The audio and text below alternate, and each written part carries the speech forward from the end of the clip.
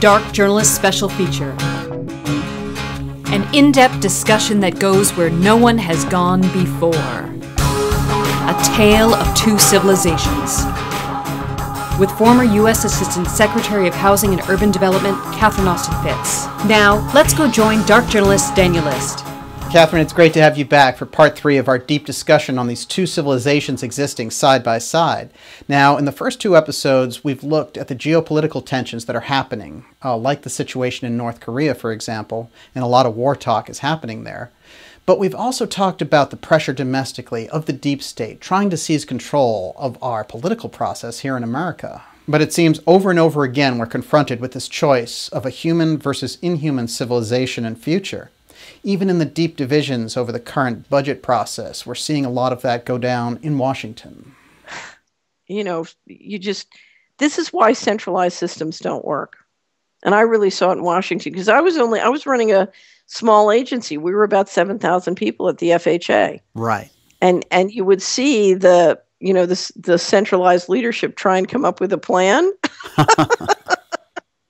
And it was really funny because they'd come up with a plan and I'd say, okay, I'm going to subject this to, an open discussion process with all the different constituencies. And they'd say, oh, no, we got it all figured out. It's all perfect. It works. We've vetted it. Da, da, da. I'd say, look, just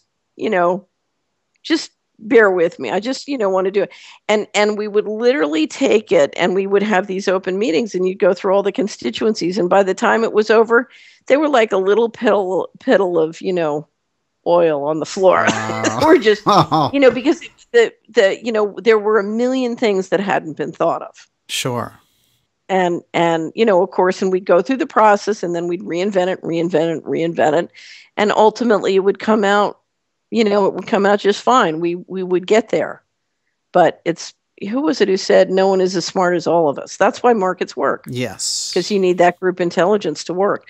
And, I learned a lot. Our company got hired on competitive bid by FHA after I left and started Hamilton to do the HUD loan sales. And the way we did it, we did $10 billion of loan sales. They were wildly successful financially, and they were wildly successful for the taxpayers, not necessarily for the real estate developers feeding off the trough, of which Harvard Endowment was the number one. But what we did was we did an open source design online with every constituent who was affected was in the room for the design. And then the design book was published openly and commented on and negotiated. And you literally ended up with a 2,000-page design book that was so detailed that I could bring in 10 smart college kids and they could do $1 billion loan sale. Just follow the design book. And it was amazing. But it created an enormous understanding among hundreds of different parties who had to affect $1 billion transaction. And so the thing worked like a hot knife through butter because we were able to get the group intelligence going. And that's what you see happening. We're trying to press everybody into what Joseph Farrell calls this one-track mind. Mm-hmm. You can't deal with a complex world. And you need open source systems or you need markets to get that group intelligence working. And that's why I've always said, the solution to the central banking warfare model is if you look at the wealth on planet Earth today, it's 1% of what it could be because things are so controlled and centralized and mind controlled. If you could really let markets work, wow, the wealth is incredible. And so there's wealth enough for 2 civilizations. There's wealth enough for 3 civilizations. But you have to have transparency. And I think the leadership rightly feels, well, there may be enough money for 3 civilizations, but it may not be us who's in charge when it's all said and done. True. They don't want to be subject to meritocracy. Oh, there's just no question about it. Right. That is fascinating. Well, I sometimes think about your time at HUD, when it pops up in the news that they're having a new issue. And you've talked a lot about Jack Kemp, who was your boss at HUD and a major Republican operator, vice presidential candidate in 1996, etc., and how he was infinitely blackmailable and therefore willing to go outside the law. And now we have Paul Ryan, who was really his protege, his backbencher intern who learned the ropes from Kemp and what that means. So now, we have Carson over at HUD, and he's finding $300 billion in fraud in his first week. No, $500 billion. Well, he didn't find it. The Inspector General had a report. Okay. Yeah, so HUD has always been one of the agencies with extraordinary undocumentable adjustments. Right. So let's step back and look at it very simply. The federal government is in complete violation, and has been for decades, of the rules in the Constitution regarding financial management. So the Constitution says all spending has to be envisioned by an appropriation. Mm-hmm. Okay, government in complete violation. Government is in complete violation of the financial management laws that say you have to have financial statements. So, for example, if you're a publicly traded company, like all the publicly traded companies that run the information and payment systems and bank accounts for the U.S. government, yeah. if you didn't produce your audited financial statements as required by, the exchange would throw you off. You couldn't raise money in the capital markets. Your bank wouldn't affect transactions unless it was J.P. Morgan Chase and it was an inside deal like Madoff. So, you wouldn't be allowed to function. And yet the U.S. government is the largest securities issuer in the world. They're allowed to function every day in the markets, despite the fact they're in violation of all the laws. Okay. Now, what we know is since fiscal 1998, we've had extraordinary amounts of undocumentable adjustments. So let me explain what an undocumentable adjustment is. Let's say you got a bank statement. Your checkbook says, you've been keeping a checkbook and you've been keeping a register, and your checkbook says, I have $1,000 in my bank. And you get a statement from the bank and says, you have $100 in the bank. And you say, oh, well, I'm going to write an entry in my checkbook that says undocumentable adjustment $900, $100 in my bank, and now we balance, right? That's an undocumented adjustment. Right, but where did that $900 go? Oh, Daniel, details. So, for example, last year, the Department of Defense's budget, I think, was about $600 billion. They had $6.5 trillion of undocumentable adjustments. Whoa. Okay. So imagine, let's say last year you made $100,000, but you had in your checkbook undocumentable adjustments of $1 million, 10 times your total revenues for the year. And somebody said, wait a minute, you have undocumentable adjustments of 10 times your total revenues for the year. You'd say, that's just accounting adjustments. Don't worry. And they said, well, can I see your financial statements? He said, no, I can't produce them. Don't worry. What would you say? Wow. Exactly. Zero accountability, yeah. It's worse than zero accountability. We're back to, how do you do the accounting for financing two civilizations from one without admitting that there are two civilizations? Yeah. Now, remember, HUD is not a housing agency. HUD is the largest mortgage insurance operation in the world. So you have both FHA and Ginnie Mae and all sorts of connections to Freddie and Fannie. Okay?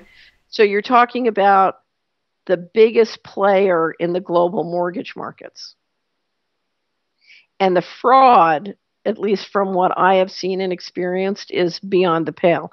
Because the question to people always say, who say, oh, well, this is just accounting adjustments, is how could the Department of Defense lose 10 times or more its annual budget? Well, with securities fraud, you can. Definitely. With securities fraud, you can lose a near infinite amount of money every year, no matter what your budget is. Now, what is HUD? HUD is a huge securities operation, or is financing the insurance for huge securities operation. HUD is run by the New York Fed member banks and the big defense contractors. Mm-hmm. They control. So, and all indications, remember, and the bailouts, when the bailouts hit, we had $27 trillion of bailouts when $8 trillion would have paid off all the single-family mortgages in the country at that time. Wow. Right. So it's not a pretty picture.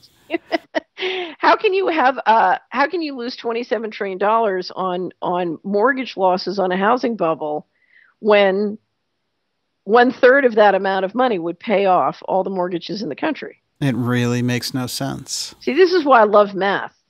It helps you see things whole. Yeah. Oh, it makes a huge difference.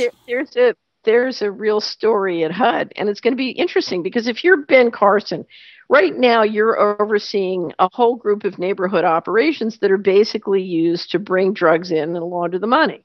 Right. Okay.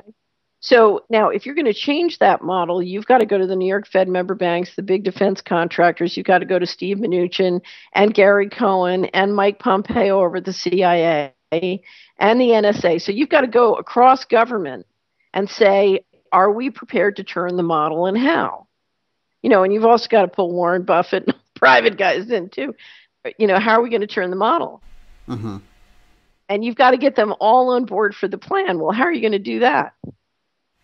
Well, that's interesting because if you have these guys and you've called them Titanic turners, now let's say they've been in office a couple months. What do you think their chances are now of being able to pull off a Titanic turn, roughly? Well, here's the thing. My guess is that if we were to, sort of go give a truth serum drug to Gary Cohn and Wilbur Ross and sort of the money guys who've come in, they would have their head in their hands saying, "What have I done?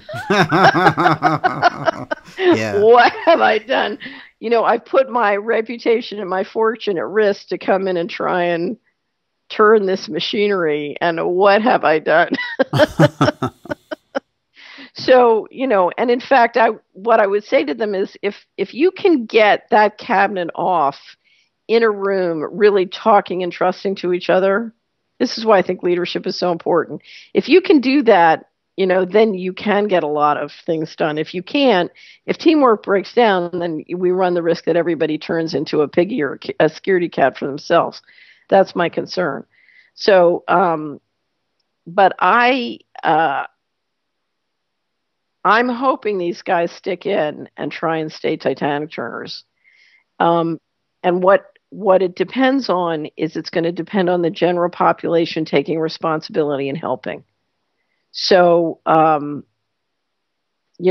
now we see a population that's very divided, and the divide and conquer tactics of the corporate media and the intelligence agencies have been off the charts. Oh, yeah. And I think now is the time, and I'm hoping the budget process can facilitate this, when we all have to get down and just look at the math. Because it's all going to come down to the mathematics of time and money. And the question is, how are we going to change?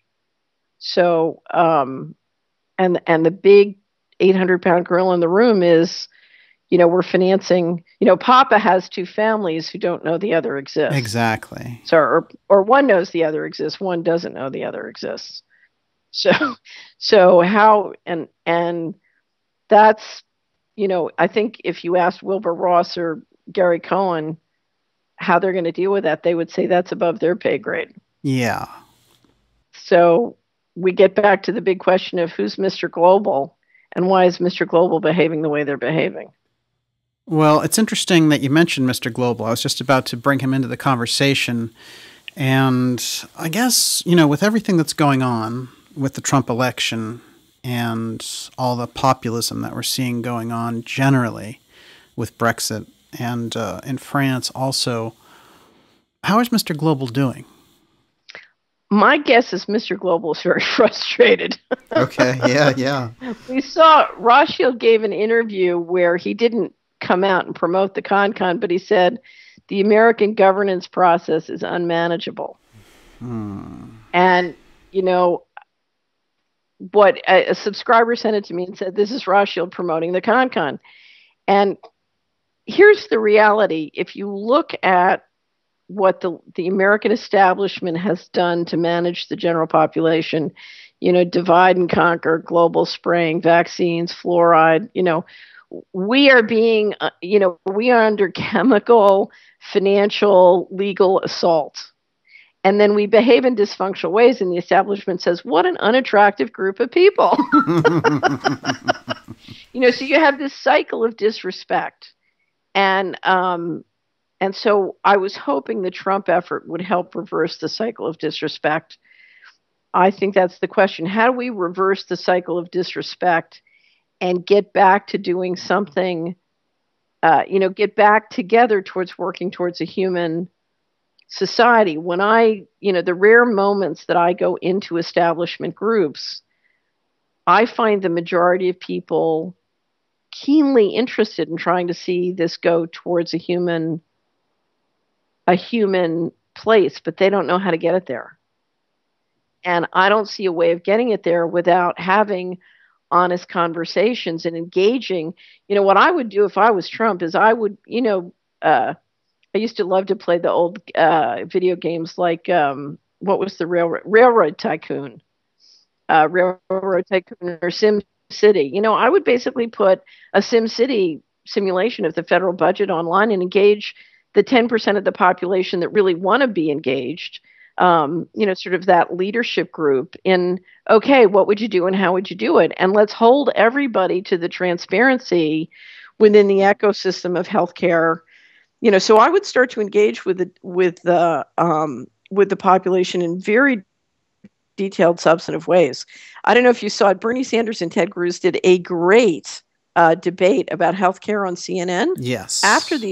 After the inauguration, and it was great because people were really digging in and talking about the issues. And I thought, and apparently it got great ratings. So the time has come to start diving into the substance and diving into the numbers and engaging the group intelligence.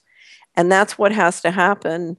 It's not going to happen if everybody's busy having wars. That's the problem. The war turns the shriek meter back on and stops that group intelligence from happening. Right. Ideas don't get out. One aspect of what Trump ran on was the border wall and this whole idea about immigration bans for certain types of individuals from terrorist countries and things like that. But the border with Mexico, and I have a funny story about the border, by the way, but how is it, what's the real secret behind, say, Congress not being interested in border security? Well, I think Congress, you have different groups, but the Democrats have been interested. If you look at a map of the country, and this is what I described in Productivity Backlash, the Democrats have basically become the party of Hollywood, Silicon Valley, Wall Street, and Washington. So you have four large metropolises that basically are the leaders in doing things with invisible assets. They don't do the concrete things. They don't do the oil. They don't do the agriculture. They don't do, it's the heartland that does the concrete things. They do the sort of abstract intellectual assets. And basically the challenge for those constituencies is how do we win within the Electoral College? And the way you do that is you bring in lots of immigrants and you put them around.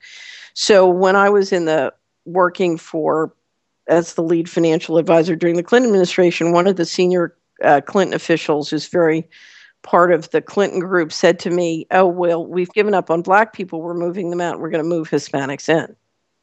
So there was a real plan to, you're going to round up the blacks and put them in prison or do a variety of things that accelerates or decreases their life expectancy.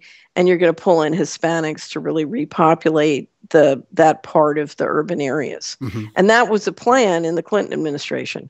And, but you were going to strategically position them so that between them and the guys who get government checks are going to basically make it possible for you to win the White House and basically control through the Electoral College. So that was the Democrats' plan. If you look at the Republican side, you have all these different industries that need cheap labor.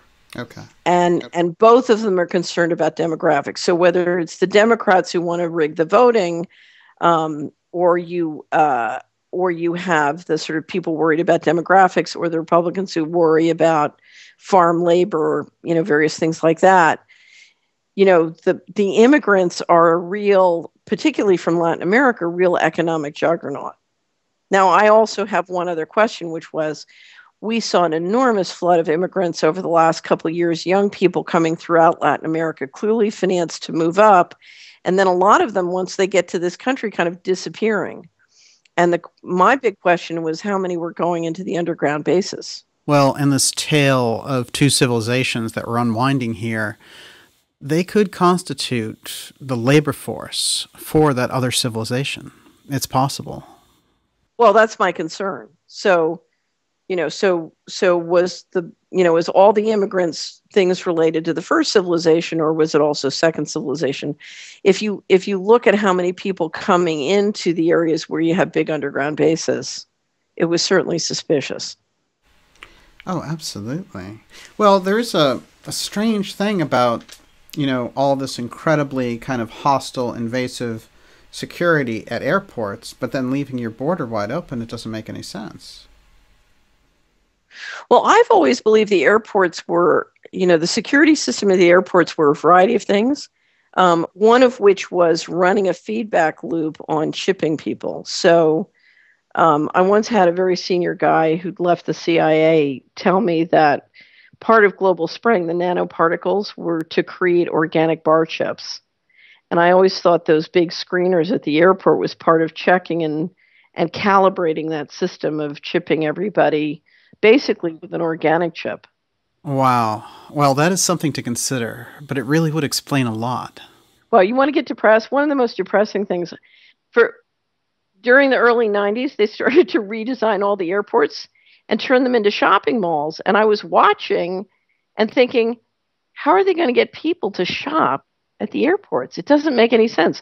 And this went on for years. And then 9/11 hit, and suddenly the rule was you got to spend 2 hours at the airport.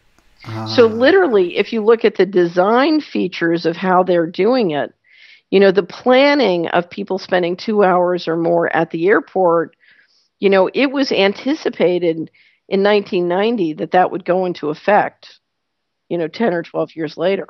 Wow. They knew it was coming. Right. I'm telling you. Well, I was a member of the team, and one of the things I know, we're talking about an establishment that is excellent at planning and planning ahead. Yeah. Oh, yeah. And they plan in 100-year increments. I'll never forget. I was on a plane. When I was on Wall Street, I was flying out with a partner to. It was either to Chicago, Detroit, to the Middle East, to the Midwest, to on an energy deal. It was a private placement. We were working on the documents. And the plane hit an air pocket and went into a steep dive. And the stewardess just happened to be right next to our seats and let out a scream, screaming, "We're all going to die." Oh. Now, I learned later that it was her first day on the job. So, so I realized, so she screams, "We're all going to die." And the first thing that came into my mind is, I need a plan. And then the second thing that came into my mind was, I don't think a plan can help because there's no way out. Oh, no.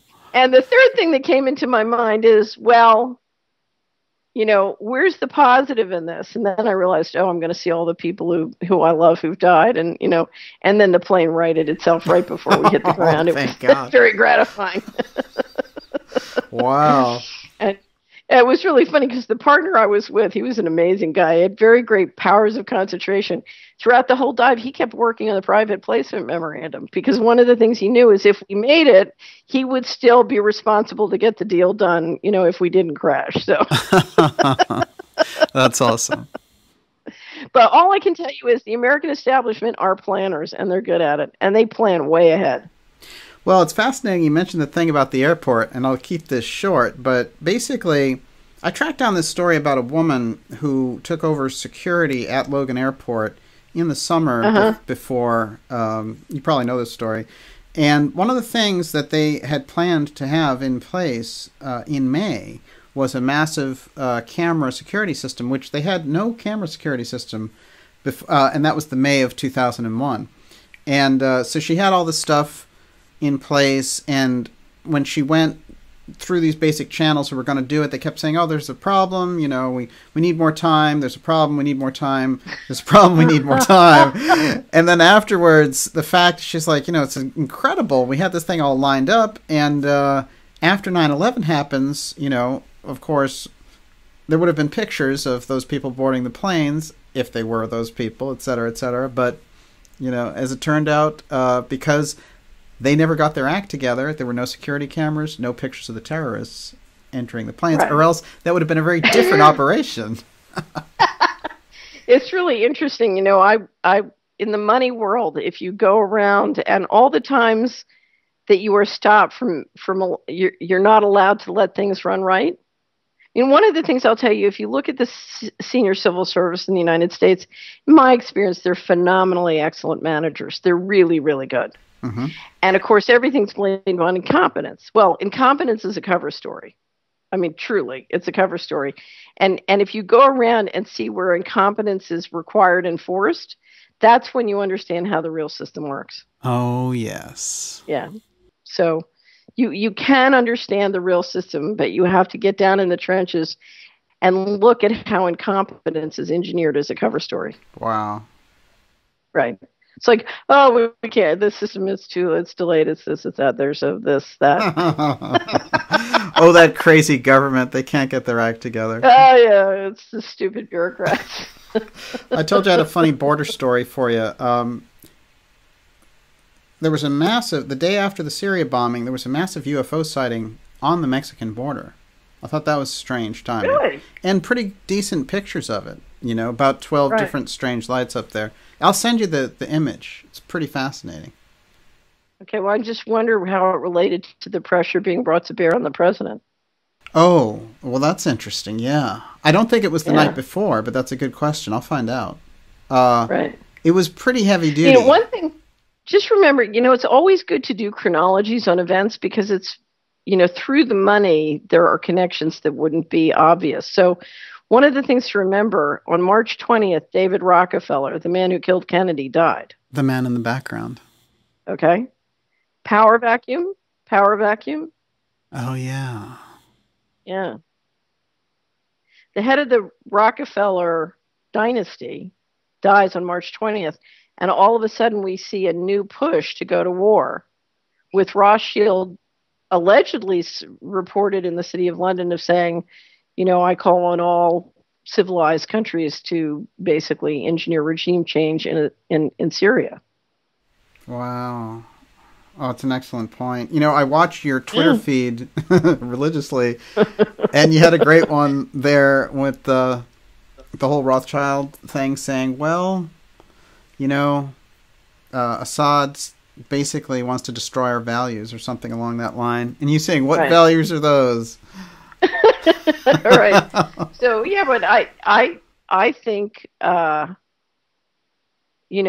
think if you're Rothschild, you really don't, this is my guess, you really don't see how to evolve the model without war. Mm-hmm. And that's a bad place to be. And I think the challenge for all of us, I wish we could all go in the invention room, is how do we find a pathway that doesn't involve World War III? That's what we've got to do. And right now, the national security state in the United States has just gotten more and more expensive and unproductive, more and more expensive and unproductive. We've had 50 years of cost plus, more and more expensive, unproductive. And it's unbearable. I mean, the waste is unbearable, Daniel. And so we've got to figure out a way to create that pathway, because it's there. It's absolutely there. But if I was in Rothschild's shoes, I'd be scared to death. So in a funny kind of way, I empathize with him. I don't understand what his obligations are to produce funding for overhead and dividends. And that's the risk issue that I wish we could understand and could unleash our figuring out and finding a pathway. I don't want a nuclear war. Yes, and this is the great danger that we face if we fall asleep at the wheel and let these forces make the future for us. Yeah. I believe Eisenhower saw this thing developing and gave that extraordinary speech as his farewell address. And what makes this so unusual is, presidents could be expected to end their terms talking about their lofty achievements in foreign policy and domestically. Instead, here he's saying, guard against the military-industrial complex. Quite extraordinary. as were some of Kennedy's speeches also along this line. But I think Eisenhower really made the kind of stand right there in his farewell address. Eisenhower was a great man. Go back and watch Sputnik Fever and watch him best the shriekometer. He repeatedly bested the spooky guys in the shriekometer. You know my favorite Eisenhower story where he threatens to invade Area 51 with the First Army. Yeah, this is just fascinating because it comes from a whistleblower who was around in that period in the military. And he basically talks about Eisenhower's relationship with the people at Area 51. So why don't you tell us about it? Yeah, the CIA, this is a great story. And I think Dolan at one point got one of the whistleblowers to tell the story on video. Yes, that's right. He created the executive order that created the Area 51 and authorized the CIA to provide security, which ended up making the CIA, the banker for the hidden finance system. Anyway, and then the CIA stopped keeping him briefed and reporting to him, and he got very irritated and finally called them one day and said if they were not in his office with a full briefing the next morning, he was going to fly to Colorado, get the First Army, and invade Area 51. Huh. And so they were in his office the next day and briefed him fully. And the reality was that Eisenhower had those relationships and leadership within the military that Kennedy didn't. Mm-hmm. And it makes a big difference. Yeah. Right. And there's every indication that he fully briefed Kennedy. Kennedy had worked for Forrestal, who I believe was assassinated over all of this. Oh, yeah. So Kennedy was pretty knowledgeable, but Kennedy did not have that support and backing in the military. And Kennedy, of course, ended up with the American establishment replacing him. Yeah. So, well, they removed Kennedy by assassinating him because he basically understood what was behind the secrecy. He certainly knew a lot about the UFO phenomena and that whole question. Now, I actually had Jim Mars on the show a while back, and he was talking about JFK being briefed about UFO crashes in New Mexico as early as 1947, and there are records to this effect. So I'm sure there are a number of factors that were involved in the motivation for his murder, but Douglas Caddy, who was the Watergate lawyer and best friends with the CIA's E. Howard Hunt, he told me that Hunt told him, and this is available if you're a subscriber, this episode is here, but Hunt told him that Kennedy was assassinated because he wanted to share information about the alien presence. Now, that's a quote. And so I think that this tells us a lot about the power struggle and what it really is all about. But certainly there is that shadowy financial network, and that's where Rockefeller comes in. And that's why I think David Talbot's book, The Devil's Chessboard, in my opinion, is the single best book ever written about the Kennedy assassination. And he absolutely nails it, going from Dulles as project manager through Dillon as Secretary of Treasury, right into the Rockefellers and the Rockefeller Foundation board. Mm-hmm. So, when I say David, if there was any one person who led the assassination, it was David Rockefeller, in my opinion, based on Talbot's research. It's an incredible book. Oh, yeah. It's an amazing book. And we knew it was going to be good because Talbot wrote Brothers before that, which was about Robert Kennedy's pursuing the investigation behind the scenes into his brother's murder. Right. And that was a well-detailed account. But this book is even a step up from that, and we get to really look at CIA Director Allen Dulles. It's such a remarkable book in terms of research, in terms of understanding and taking the time to really understand the people. And he weaves in all of the financial and policy issues in a remarkable way. And so you really understand the fact that you have the central banking warfare model, and by Kennedy wanting to change it, he's hiccuping everybody throughout the ecosystem. Same exact issue that Trump is dealing with. Now, what Trump has tried to do is get into his cabinet people from all the different parts, and listen to them. So you see the Wall Street Journal yesterday saying the thing that engineered Trump's switch on Syria was the business community. In a sense, that's right. Mm-hmm. It's the financial interest saying we can't get from here to there. But what ultimately we're all going to have to grapple with, if you look at the system that we have, the model that we have, the central banking warfare model is not economic. And you can keep it going with more force for a little bit longer, but it's never going to work unless you do massive depopulation. So, we're going to have to change, or else we're going to paint ourselves into a corner. And we are now at the point, as I described in the annual wrap-up, where we're at a runway. These issues are going to get faced one way or another. So it's back to my old favorite line from Tina Turner. We can do this nice or rough. Right. So for 20 years, I've been trying to propose nice, but we're at a runway. So now we're into rough. Wow. Well, I definitely agree with that. And Catherine, this has just been great. It's an incredible 3-part interview series, having you here to help us see what's really happening behind the scenes. And I just have a couple of final questions for you. Okay.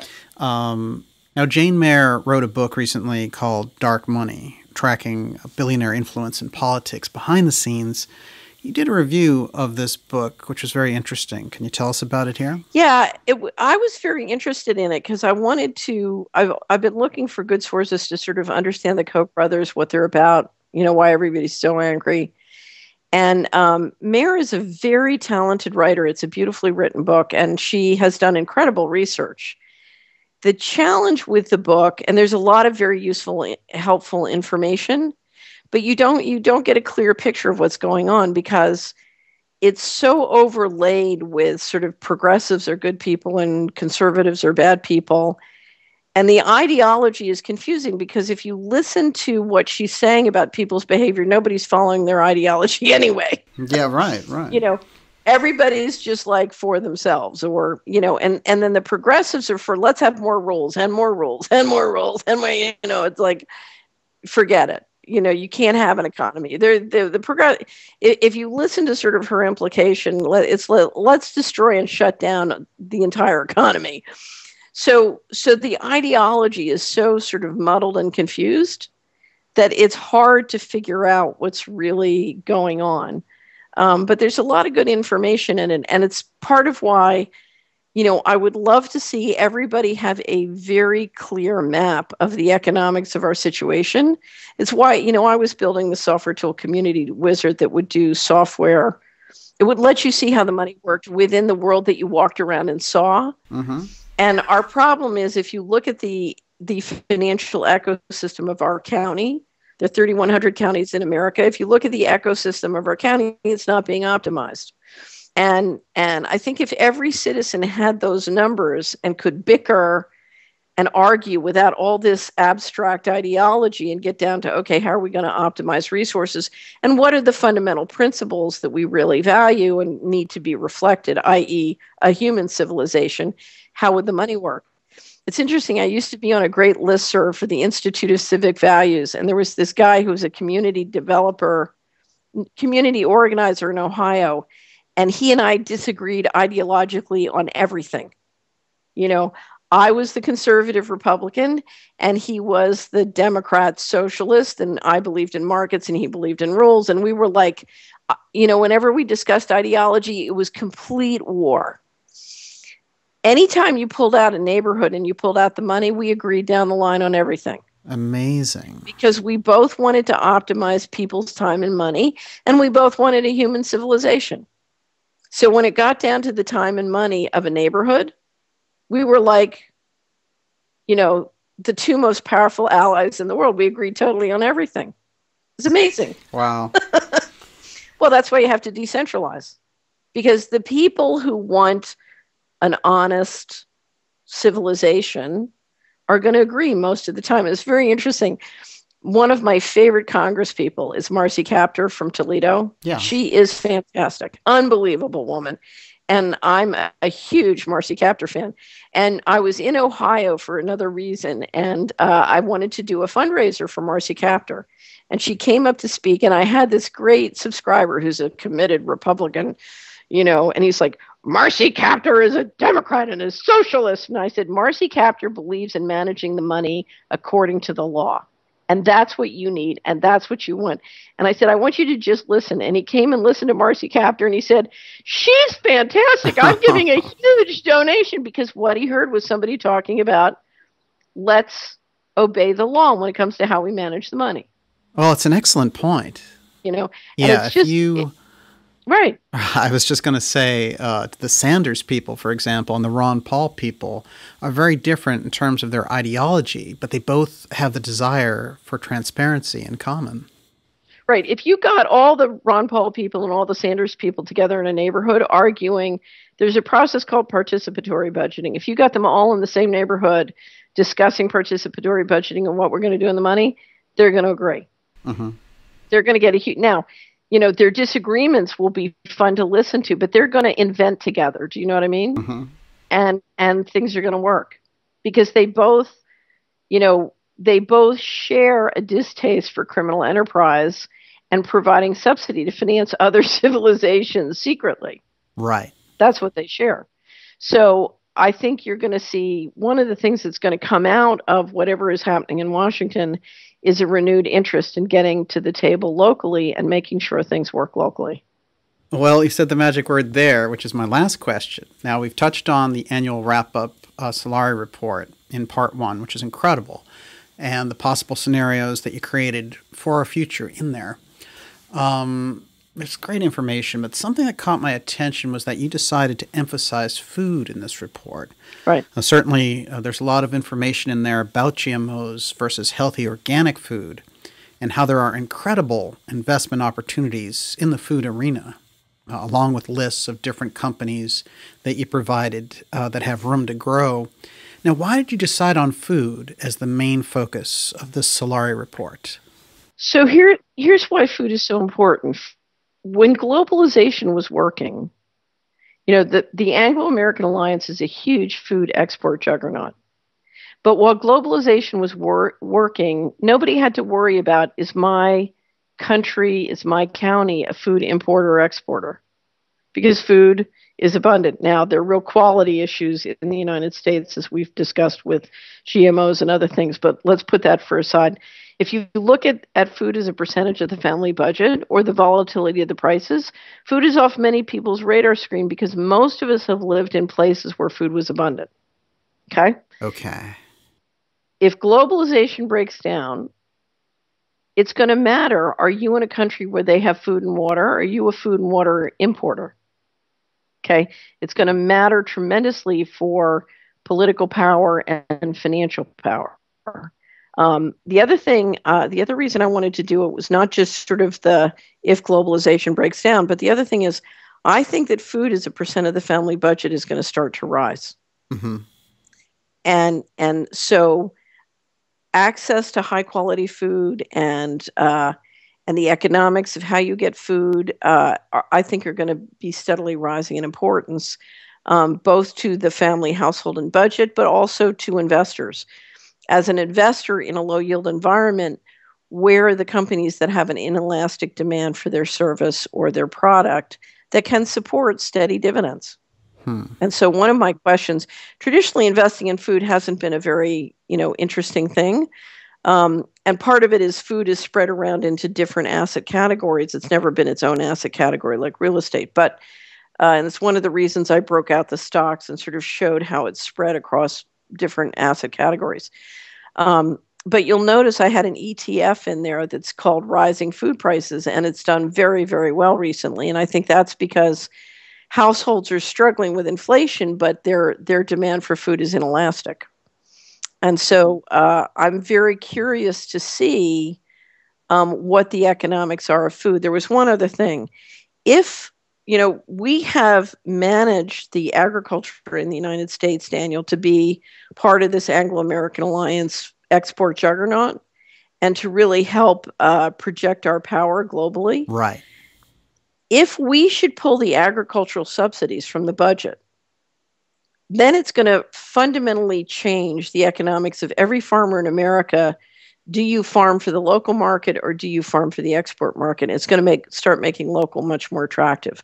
Now, one of the reasons that's of interest to me is if we're going to create jobs, if robotics is going to push a lot of people out of the workforce, it's very easy. the way to create jobs, and that is to pull down a lot of the barriers the government has created to building local farms and local food markets. And with food getting more expensive, boy, it's going to change the economics of that. So I foresee the potential for big changes in the fundamental economics of food and the fundamental politics of food, both at the macro level and the micro level. It intrigues me. I wanted to understand it better, which is why I did this. And it was a way of saying to you as a manager of a family budget, or you as a participant in the global financial markets looking at sovereign credits, saying, hey, this has always been on remote control and you didn't have to worry about it. But something, this may come off of remote control. You may have to worry about it, and it may all change. So take a look and think about this, because there are risks and opportunities here if we go through change on food. Fascinating. Well, it's such a fundamental core component to any healthy society. Yeah. And to think that we're kind of, out of touch with this and spoiled. We're spoiled. Yeah. We're spoiled. Yeah, I'm sure. spoiled. I'm spoiled.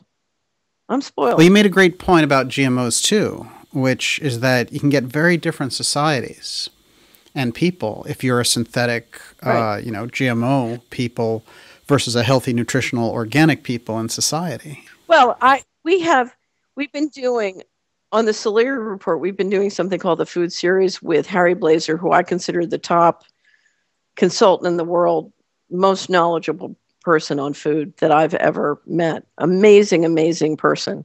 He built the largest fresh food market in the country and then sold it to Whole Foods. And since then, he's a consultant working for food companies all over the world. And he just knows the ins and outs and the backwards and forwards. So Harry's been doing a food series, and he did an incredible series with Francois Vecchio, who really is the top butcher in the world.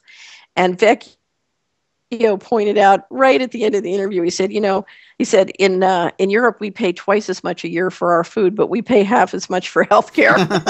And he said, so you can pay for it in the front or you can pay it on the back. And I would rather have wonderful food than absolutely catastrophic healthcare. So I think the food thing is dramatic, and I think the more that things like urban farms and stuff pop up, and we see some movements like that, it's very light. There's a lot of regulations against it. Right.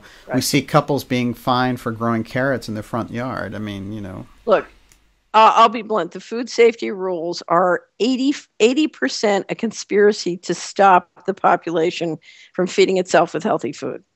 I'll just be blunt. Yeah. Wow. I wouldn't have believed that 20 years ago, but now I've gone through the detail, and food safety is very important, and it's important to have good food safety rules. So I'm not against food safety, but food safety was basically designed to centralize the agricultural industry in this country, and it's a conspiracy. Mm-hmm. And it's talk about destroying productivity, unbelievable. But it's coming out in the healthcare system. I mean, that is, if there is a phenomena driving up the healthcare prices, I would say that the results of destroying the local farm and the local food markets is doing more to contribute to high healthcare costs than anything else, even the pharmaceutical companies. Mm-hmm. Wow. Amazing. This is an incredible report on the food aspects. And, you really wrapped up the whole year in here, but it gives everyone that blueprint for 2017, what they can look for.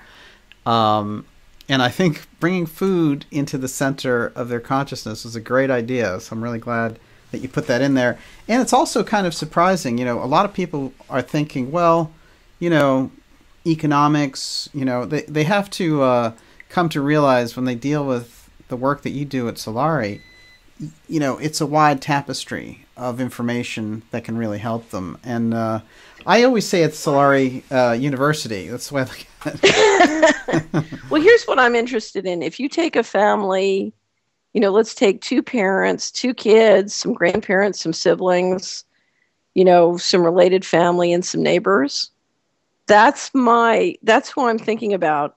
And my question is, how can they use their time and money to have a free and inspired life? So my goal for my subscribers is they have a great life. What is the information they need to protect themselves from being harvested and to protect themselves from being harmed, and what is the information they need to really build both health and wealth. That's what I care about. And if you look at their income statement balance sheet and all the different things they're grappling with, the reason my scope is so wide is they have to deal with everything. If you're a family of 4 trying to build retirement savings and make sure your kids are safe, you have to deal with it all. The fact that they're spraying heavy metals on your head. Yeah, right. And, they're trying to give your kids vaccine or kick them out of school if you don't poison them with vaccines. And, but meantime, you're having to deal with, do I put my money in the equity markets or fixed income, or do I buy real estate? Do I pay off my mortgage? You have to deal with a whole gamut of this. And you have to deal with it with, fake news trying to persuade you to do things which are against your own interests. So part of the question is, how do you start to build a moat around your health and your money and keep the system from harvesting or taking advantage of you? And then how do you proceed through all of that? It's kind of like running a gauntlet. How do you proceed through all of that to really build a successful life? That is the central question. Right. Catherine, thank you so much. An amazing series here. And if people want more of your research and incredible analysis, it's at solari.com. That's where you can go. The Solari reports are informative and groundbreaking. They're always ahead of the trends, usually by, I would say, 2 years or more. And of course, you do the annual wrap-ups, but you also do the quarterly wrap-ups. I do them quarterly, and again, the idea is, and we do them in PDFs and flip books. If you want to buy the hard copy, you've got to pay extra. It's not part of the subscription. And but we do them quarterly because I find if you're a really busy person, particularly if you've got kids, you have the time to sit down 4 times a year and really stay current. Right. And that's my goal, is to make sure you stay current. And other than that, it's kind of hit or miss. So. And it's very important to take that time to stay current, but you need to do it in a way that keeps you coherent. Mm-hmm. There's a lot of information coming in from both corporate and independent media designed to turn you into incoherent. And no one makes good decisions from a state of incoherent. You've got to stay coherent. So that's my goal, is to keep you current and get you focused on the bigger questions, the deeper issues, and do it from a place of coherency. Excellent. Well, I've learned so much through your work, as have thousands of others. So we're going to have you back on in the summer to see what's going on then. Incredible information. Catherine Austin Fitts, Solari.com. Thank you. Take care of yourself. Thank you. You too, Catherine. Thank you for joining me for this fascinating episode with former Assistant Housing Secretary Catherine Austin Fitts on A Tale of Two Civilizations. Subscribers can look forward to a month of upcoming episodes from Dr. Joseph Farrell, Dr. Nick Begich, and Elena Freeland on the Space Fence program. You don't want to miss it. See you soon.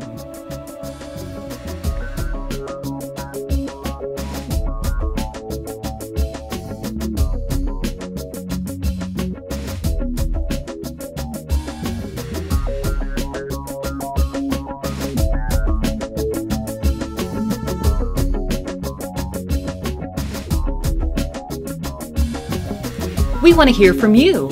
To let us know what's on your mind, you can email us at info@darkjournalist.com.